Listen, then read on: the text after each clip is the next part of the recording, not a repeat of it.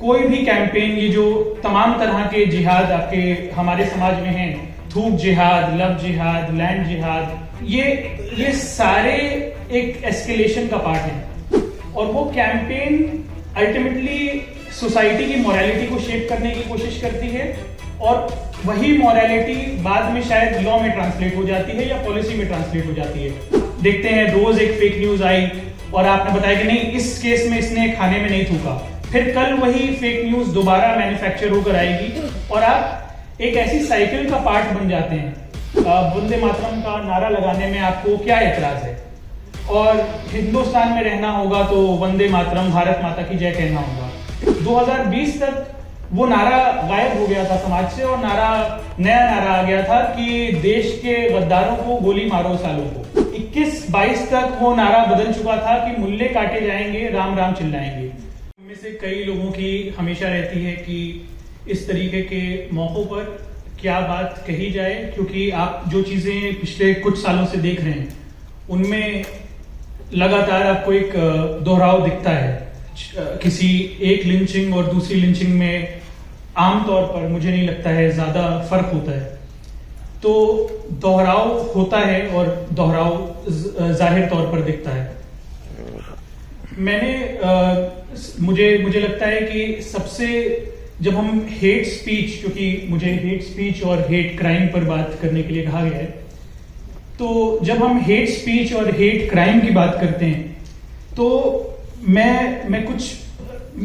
इसमें मैं चाहूं तो आपको कुछ वाकये बताऊं और वो वाकये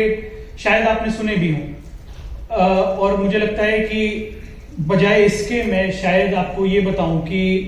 मैंने पिछले कुछ सालों में मैं जिस तरीके से देखता हूं, क्योंकि आज सुबह ही मेरे एक दोस्त का उत्तराखंड से मुझे मैसेज आया और काफी चिंतित थे वो। सुबह 7-7:30 बजे हमारी बातचीत हुई और वो बताने लगे उत्तराखंड में पिछले कुछ वक्त में क्या घटनाएं हुई हैं। और वो इस बात से भी गुस्सा थे, थोड़ा उनमें रोष था कि आप जब घटनाएं हो जाती हैं या कोई इंसिडेंट हो जाता है उसके बाद आप लोगों की फिक्र जागती है, लेकिन उससे पहले ये फिक्र आपके अंदर नहीं होती है। और मैं ये भी साफ करना चाहता हूं कि वो जो दोस्त हैं वो हिंदू हैं और उनके अंदर सुबह 7:30 बजे ये फिक्र है, तो ये देखकर मुझे किसी हद तक उम्मीद भी मिलती है और खुशी भी होती है। लेकिन जब हम नफरत के भाषणों की और जब हम बात करते हैं हेट क्राइम्स की, तो इस तरीके की सॉलिडारिटी आप इसको मान सकते हैं कि ये बड़े तौर पर एक अपवाद है और इसे कहने में भी हमें शायद शर्म नहीं होना चाहिए। मुझे लगता है कि, और ये मैं शायद मैं गलत हूं, लेकिन मुझे लगता है कि हर तरह की नफरत या हेट स्पीच का जन्म होता है प्रेजुडिस से, यानी पूर्वाग्रह से। और जिस समाज में हम रहते हैं उसके सोशल फैब्रिक का एक बड़ा पार्ट है पूर्वाग्रह। नॉर्थ इंडियंस और साउथ इंडियंस के बीच में किसी तरह का पूर्वाग्रह आप देखते हैं, बिहारी लोगों के लिए पूर्वाग्रह हो सकता है, उसी तरीके से जाति के बेसिस पे पूर्वाग्रह हो सकता है और धर्म के बेसिस पर, कम्युनल बेसिस पर भी पूर्वाग्रह हमारी सोसाइटी का एक बड़ा पार्ट है। लेकिन जब हम कम्युनल पूर्वाग्रह की बात करते हैं, प्रेजुडिस की बात करते हैं, तो इसमें आपको एक कंसर्टेड एफर्ट दिखाई देता है। मसलन जिस फ्रिक्शन को, जो फ्रिक्शन नेचुरल है, जो फ्रिक्शन हर समाज का एक हिस्सा है, उस फ्रिक्शन को प्रायोजित तरीके से, उस फ्रिक्शन को एक आर्टिफिशियल तरीके से बढ़ाए रखने और उसकी इंटेंसिटी को हमेशा एक कदम आगे ले जाने की लगातार ऑर्गेनाइजेशनल लेवल पर और स्टेट के लेवल पर आपको वो कोशिश दिखाई देती है। और इसमें कुछ चीजें आ जाती हैं कि आप देखते हैं कि जब आपके प्रधानमंत्री अपनी चुनावी यात्रा के दौरान लगातार एक माइनॉरिटी को, मुसलमानों को टारगेट करते हैं और वो बोलते हैं कि ये ज्यादा बच्चे पैदा करने वाले लोगों को आपकी आधी प्रॉपर्टी दे दी जाएगी, तो वो चीज फीड करती है एक लार्जर नैरेटिव में। और मुझे लगता है यही वो एक कदम है जहां पर जो लोग इस चीज के बारे में रिपोर्ट करते हैं या जो लोग इस चीज के बारे में बातचीत करते हैं वो चूक जाते हैं। क्योंकि आप देखें, अगर कोई भी कैंपेन, ये जो तमाम तरह के जिहाद आपके हमारे समाज में हैं, थूक जिहाद, लव जिहाद, लैंड जिहाद, ये सारे एक एस्केलेशन का पार्ट है। आप कुछ समय पहले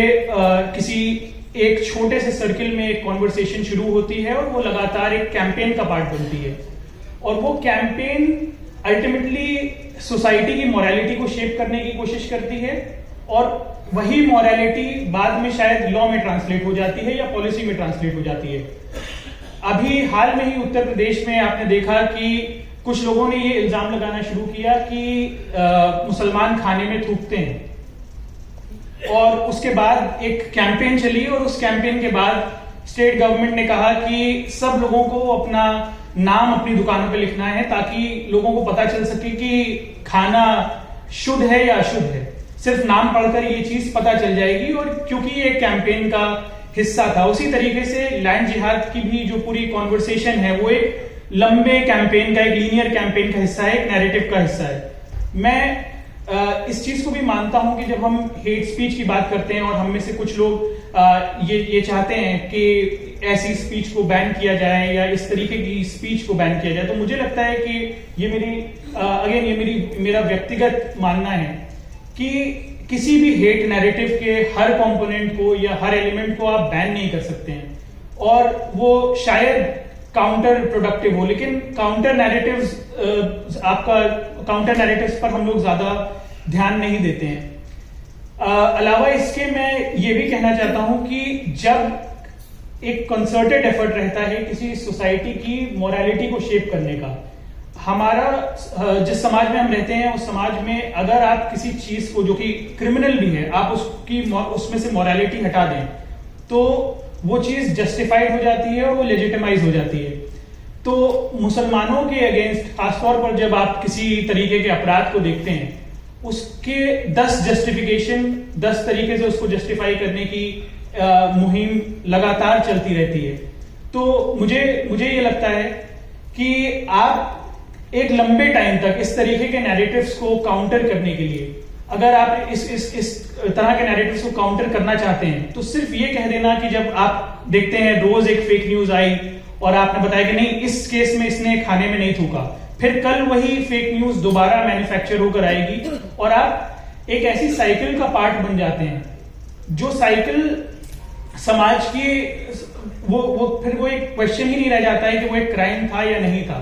वो उस प्रेजुडिस को, उस फ्रिक्शन को उस लेवल तक एस्केलेट करने की कोशिश होती है जिसमें सोसाइटी एक अलग तरीके से सोचने लगती है। मैं पिछले महीने मुजफ्फरनगर में मैंने लगभग कई लोगों से बातचीत करी जो उस बैन से इम्पैक्ट हुए थे, और उसके बाद उन सबसे जब मैं बातचीत कर रहा था वहीं दूसरी तरफ, और ये चीज कुछ साल पहले भी हुई थी कि लव जिहाद से बचाने के लिए सुअर के दांत को अलग अलग मुसलमान लड़के आपसे ना मिले इसलिए आप सुअर के दांत का लॉकेट पहने। इसी तरीके से एक तरफ एक कॉन्सर्टेड एफर्ट रहता है कि आप देखते हैं कि मुसलमानों को लगातार ये समझाया जाता है कि उनके साथ क्या हो रहा है, और दूसरी तरफ ये कोशिश रहती है कि जो दूसरी साइड जिस नैरेटिव को क्रिएट कर रही है उसके किसी एलिमेंट को समझने की कोशिश की जाए।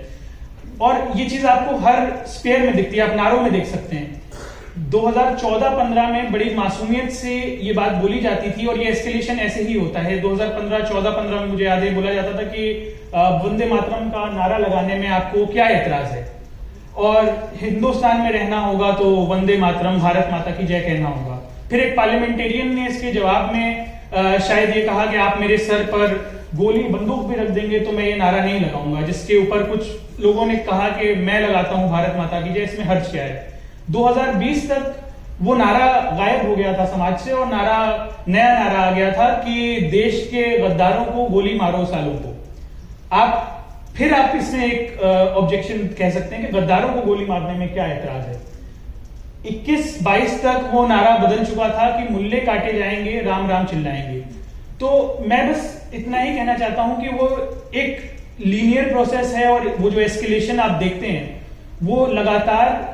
लॉ के हिसाब से मैं बात नहीं कर सकता, लेकिन समाज की जो बेसिक मोरालिटी है उसको चेंज करने की भी एक कोशिश रहती है। और ये सिर्फ भारतीय जनता पार्टी तक या बीजेपी तक महदूद नहीं है। अगर कठुआ के रेपिस्ट के लिए मार्च निकालने वाले नेता जो पहले भारतीय जनता पार्टी में थे और वो